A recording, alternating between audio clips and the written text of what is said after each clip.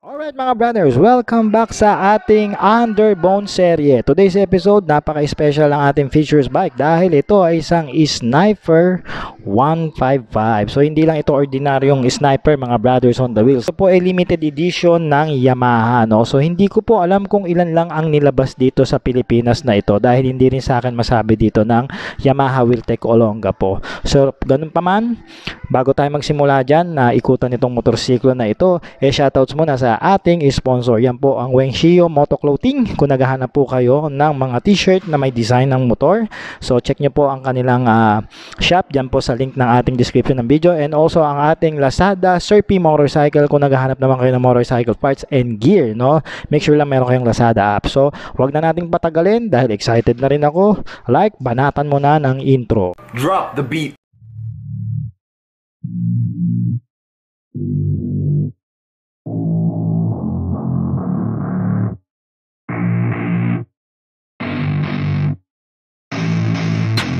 I don't get what I want, I get what I need. Every single day I'm heading off to my dream, and I get everything that I damn well please. I don't give a damn if you all listening to me, cause I run it. I'm the only one that really want it, I'm the only one that's really on it. I'm just being honest, I'm just doing everything I promise, cause I want it bad enough that I'ma make it as an artist. And I know I'm not the smartest, and I know I'm not the largest, but I promise you that I'ma be the one that worked the hardest. Cause I promise you that I'm just getting started, and I promise you that my skills are getting sharper. So I'ma get charted, can't be guarded. Nah, I'm the one to get retarded. Get the party started, yeah, get the party started. Yeah, so let me get up on it, yeah. Bitch, you got me fucked up, I don't know what's up. Pour that shit in my cup, we bout to turn up. Crank this shit up so loud, sounds like we're sold out. In front of a whole crowd, we lose control now. Take this shit to Brothers on the Wheels, bago tayo magpatuloy, baka naman pwede nyong i-like ang ating episode kahit wag na kayong mag-subscribe. Pero syempre, mag-subscribe na rin kayo at i-click ang all notification bell.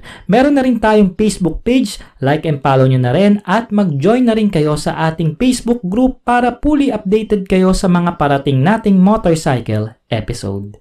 Cheers! Okay mga brothers on the wheels, etong Sniper kasi nilabas ito ng Yamaha para lumaban o makipag-compete sa The King of Underbone ng Suzuki, ang Raider 150. Oh yeah. So etong mga brothers, ang makina na nilagay dito ng Yamaha yung 155 engine na nila. So ano bang meron doon sa 155 na yon? So meron po yung BBA na variable valve actuation na features, and also meron na rin siyang sleeper clutch assist. Yan.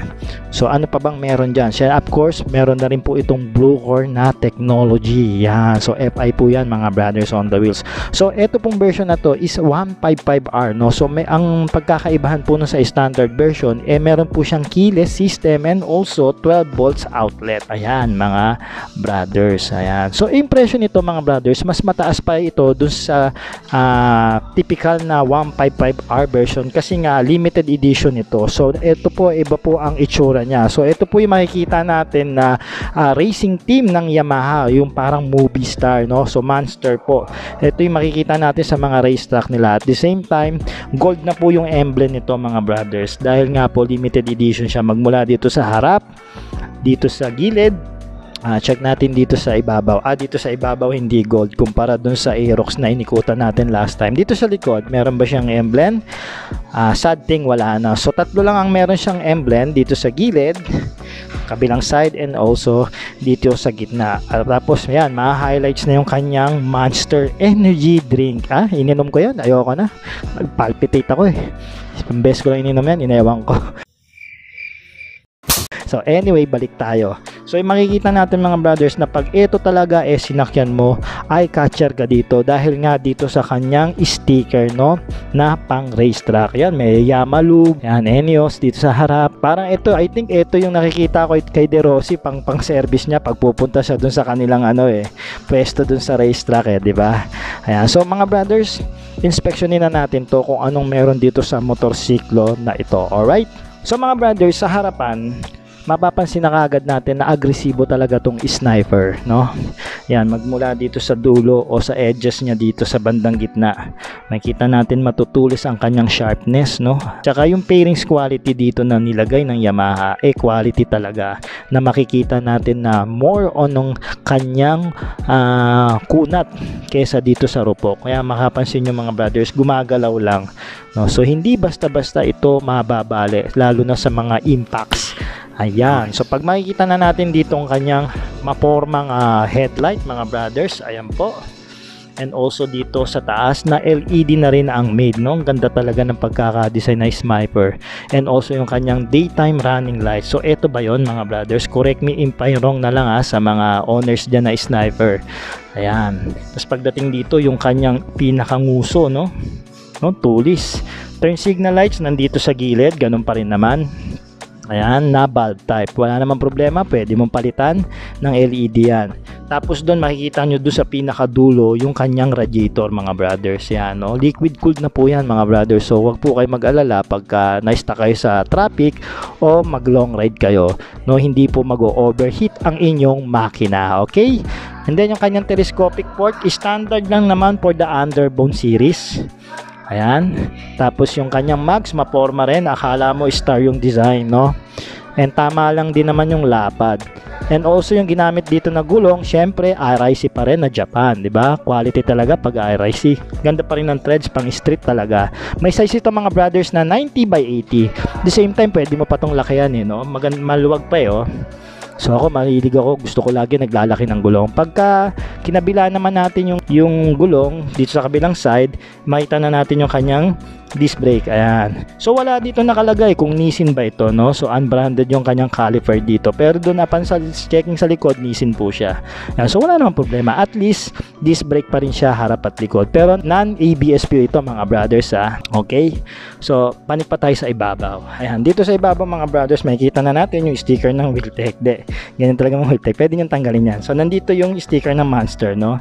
So sad thing, wala siya dun sa pinaka top coat ng fairings mga brothers. So pwede nyo siyang matanggal. Pati itong mga blue dito, pwede siyang matanggal, no? Dapat to nasa top coat na kasi limited edition ito. Pero ganun pa man, nilabas ng Yamaha. So bakit pa marunong ka pa sa akin? pwede nyo tanggalin. It's up to you. Ayan, pati to.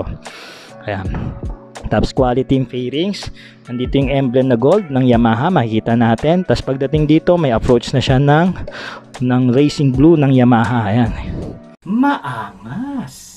Tapos nilagay dito na Allen bolts na rin yung tornilyo, which is good thing. Ayan. So lipat dito tayo sa left side na bahagi, right side na bahagi ng sniper, no? Sa gilid makikita natin yung fairings niya mga brothers na gloss black. And also maganda yung pagkaka-assemble dito, no? Walang buka, walang misplace, no? Naka-intact ng maayos. Yung sticker na nilagay dito, ang ganda rin. Talagang Monster, yung logo ng M nila, no? No, ayan.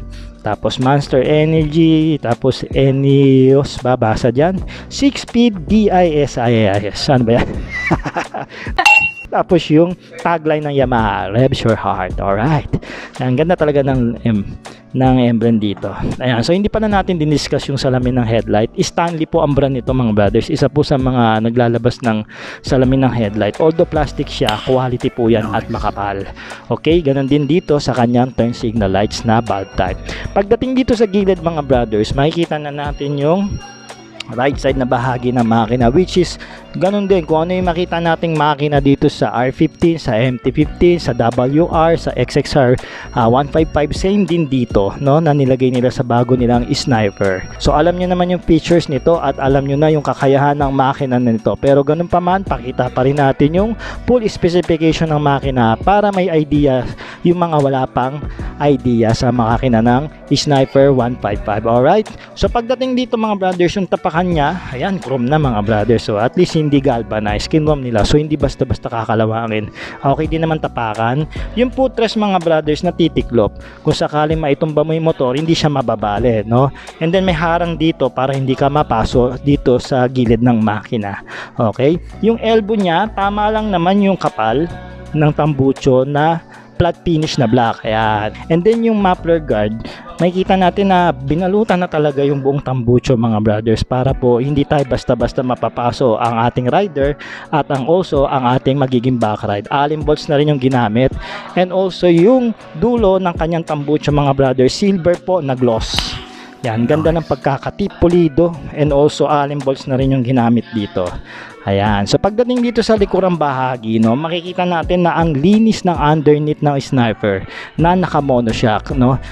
Sad thing, hindi po ito naka-linkage at hindi po ito adjustable, no. Kung gusto nyong babaan o gusto nyong taasan, magpapalit po kayo ng panibagong monoshock. Ayan. Tapos yung tar hugger niya, mga brothers, hanggang dito lang, maiksi lang. So pinanantili rito ng Yamaha yung pagiging sporty ng sniper. So di ba sa iba kasi hanggang dito, hanggang dito, pero dito maiksi lang.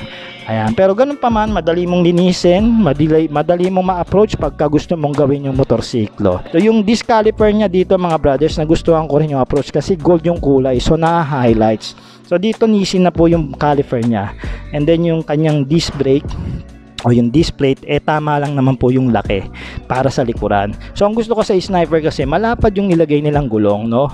So 120 by 70. So I think pwede mo pa tong lakihan ng 130 by 70. It's up to you. O 130 by 60 para mas mag low profile, no. 'Di ba? Mas maganda yung lapat niya sa kalye. Tsaka yung design ng mags, ganda talaga. I think ang lapad ng mags nito nasa 4.0 na siguro, 3.5 o mas mataas pa.